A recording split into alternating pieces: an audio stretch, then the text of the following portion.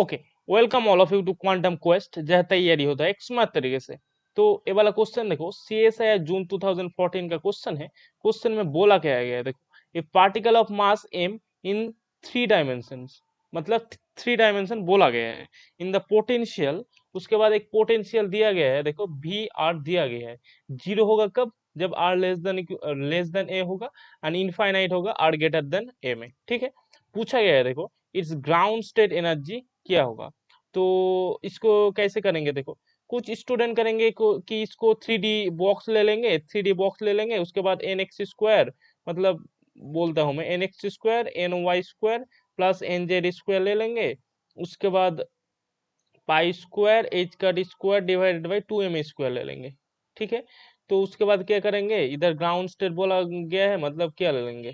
Ground state में n equals to one होता है, मतलब आएगा थ्री पाई स्क्वायर एच का square by two m a square, मतलब ए वाला ऑप्शन सी ले लेंगे। लेकिन ये जो ऑप्शन सी है, तो ऑप्शन सी आंसर ले लेंगे, ए वाला आंसर ले लेंगे, लेकिन ए वाला गलत होगा। हाँ, तो इसको कैसे करेंगे, ये इंपॉर्टेंट है। तो देखो इसको कैसे करेंगे, ए वाला बेसिकली है सेंट्रल पोटेंशियल। देखो आर लेस देन ए में zero and r greater than equals to a में इनफाइनाइट, मतलब ए वाला होगा सेंट्रल पोटेंशियल। सेंट्रल पोटेंशियल के रिगार्डिंग हमको श्रोडिंगर इक्वेशन लिखना है।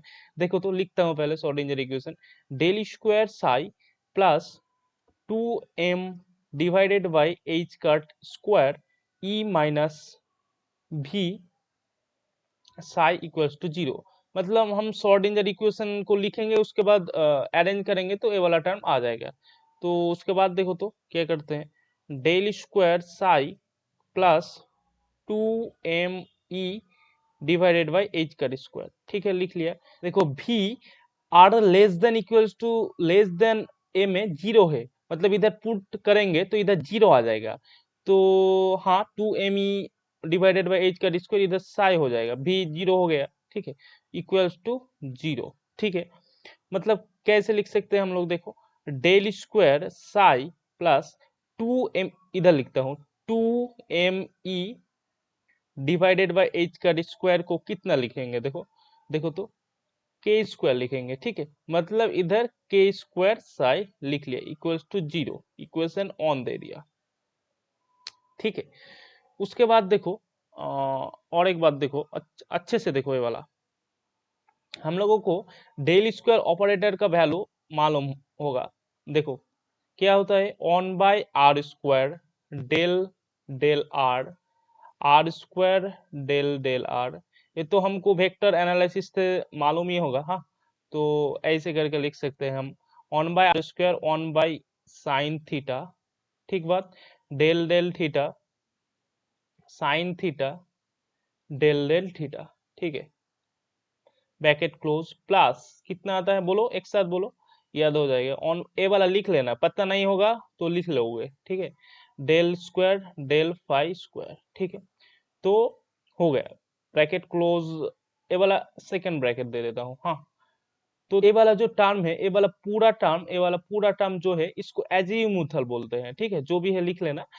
एंड इसको इसको डिनोट किया जाता है एल से। ठीक है, लेकिन इसमें एक क्वेश्चन में देखो तो, क्वेश्चन में बोला गया है ग्राउंड स्टेट। ग्राउंड स्टेट मतलब एल इक्वल्स टू जीरो आता है। देखो लिखता हूं इधर, ग्राउंड स्टेट मतलब एल इक्वल्स टू जीरो, मतलब ए जो पूरा टर्म है ये वाला जीरो हो जाएगा। क्यों क्यों जीरो हो जाएगा, क्योंकि ये वाला है ग्राउंड स्टेट। ठीक है, तो बचा क्या, देखो तो लिखता हूं, del square equals to one by r square del del r, r square del del r, ये वाला रिमेनिंग पार्ट रहा। ठीक है, ये वाला जीरो हो गया, क्यों, क्योंकि ग्राउंड स्टेट है। एजिमुथल वाला जीरो हो गया क्योंकि ये वाला ग्राउंड स्टेट है। ठीक है, उसके बाद देखो ये वाला जो है ना, इसको हम लोग सॉल्व नहीं कर सकते, इसलिए हमको एक एसिम्प्टोटिक सॉल्यूशन लेना पड़ेगा। ठीक है, एसिम्प्टोटिक सॉल्यूशन लेने के बाद psi equals to u r divided by r लिखेंगे। ठीक है, एसिम्प्टोटिक सॉल्यूशन ले लिया,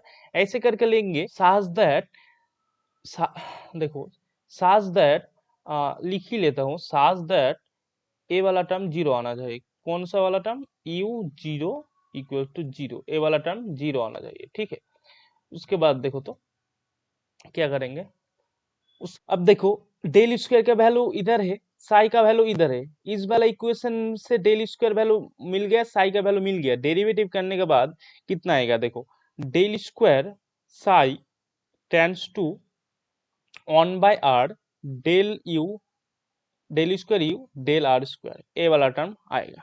ठीक है, तो कैसे लिख सकते हैं इस बार देखो, इक्वेशन ऑन से हम लोग कैसे लिख सकते हैं, तो ऊपर कर लेता हूँ थोड़ा। ठीक है, तो लिखता हूँ देखो, फ्रॉम इक्वेशन ऑन, फ्रॉम, ए वाला क्वेश्चन थोड़ा लेंदी है तो देखना अच्छे से। फ्रॉम इक्वेशन ऑन जो भी है लिख लेना, वी कैन राइट, क्या लिख सकते हैं देखो, ऑन बाई आर, ठीक है, d two u del r square, ये तो निकाला हूं अभी डेरिवेटिव करके। ठीक है, उसके बाद प्लस के स्क्वायर था, देखो इधर देखो अच्छे से देखो, के स्क्वायर था, उससे उसके साथ साई था, के स्क्वायर लिख लिया। साई का वैल्यू देखो, साई का वैल्यू ए वाला, ए वाला होगा साई का वैल्यू, देखो तो ए वाला साई का वैल्यू, साई का वैल्यू पुट करो, कितना है, u r divided by r equals to 0। उसके बाद देखो और एक लाइन इधर ही कर लेता हूँ, del square u divided by del r square plus k square u of r equals to 0। देखो ए वाला आर एंड ए वाला आर कैंसिल हो गया। ठीक है, तो ए वाला इक्वेशन हमारा आया। इसका एंड इसका जब सॉल्यूशन निकालेंगे ना, तो कितना आएगा देखो, हम बहुत बार कर चुके हैं ऐसा। देखो कितना आएगा, आएगा ए sign k are plus B cos के आर। ठीक है, हम लोग डिफरेंशियल इक्वेशन में जो मैथमेटिकल फिजिक्स में होता है, इससे बाद में सीखेंगे, और पता होगा तो ऐसे लिख सकते हैं, मतलब इसका सॉल्यूशन ए वाला आता है। ठीक है, उसके बाद देखो तो कंडीशन क्या बोला गया, पहला कंडीशन देखो, पहला कंडीशन था यू 0 में 0 आएगा, देखो ए वाला कंडीशन था, तो इसको पुट करेंगे, देखो ये वाला इक्वेशन स्टार दे दिया। ठीक है, इसको इसमें पुट करेंगे, देखो u of 0 equals to sine k r, मतलब क्या भाई, साइन के आर, साइन 0 का मतलब 0 हो गया, प्लस बी कॉस के आर मतलब ऑन आएगा, मतलब इधर बी आया, मतलब क्या आया, बी इक्वल्स टू 0 आया, ए वाला एक कंडीशन निकल के आ गया। ठीक है, उसके बाद देखो और एक कंडीशन है यू आर, सॉरी, उसके बाद देखो तो कितना आया, यू आर इक्वल्स टू मिला हमको ए साइन के आर। ठीक है, उसके बाद देखो हमारे पास देखो क्वेश्चन में आ जाओ, इधर आर, और एक देखो इधर आर इक्वल्स टू ए में यू 0 का वैल्यू 0 आएगा, कैसे लिखेंगे देखो, और एक कंडीशन हमें इससे पता चल गया। देखो इधर लिखता हूं, मतलब क्या आया, एट आर इक्वल्स टू ए, मतलब आर इक्वल्स टू ए में कितना आता है, यू 0 का वैल्यू 0 आएगा। ठीक है, तो क्या आया, ए साइन के ए इक्वल्स टू 0। इधर से ए का वैल्यू 0 नहीं हो सकता, क्यों नहीं हो सकता, क्योंकि कोई सॉल्यूशन ही नहीं मिलेगा, तो कितना, किसका वैल्यू 0 आना चाहिए, साइन के ए इक्वल्स टू 0। ठीक बात, उसके बाद देखो के ए इक्वल्स टू एन पाई हम लोग लिख सकते हैं।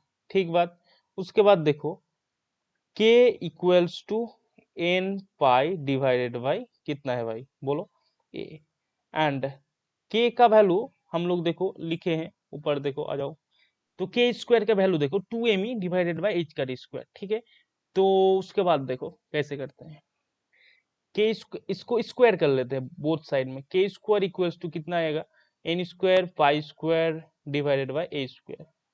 उसके बाद देखो के स्क्वायर का वैल्यू कितना बोला मैंने, बोलो भाई, 2me डिवाइडेड बाई एच का square equals to n square pi square divided by a square. ठीक है, उसके बाद देखो हमको निकालना होगा E, ground state energy, E निकालूंगा, देखो ई निकालूंगा तो देखो एन स्क्वायर आएगा, पाई स्क्वायर आया, एच का स्क्वायर, ठीक है, डिवाइडेड बाई कितना आएगा, 2ma स्क्वायर।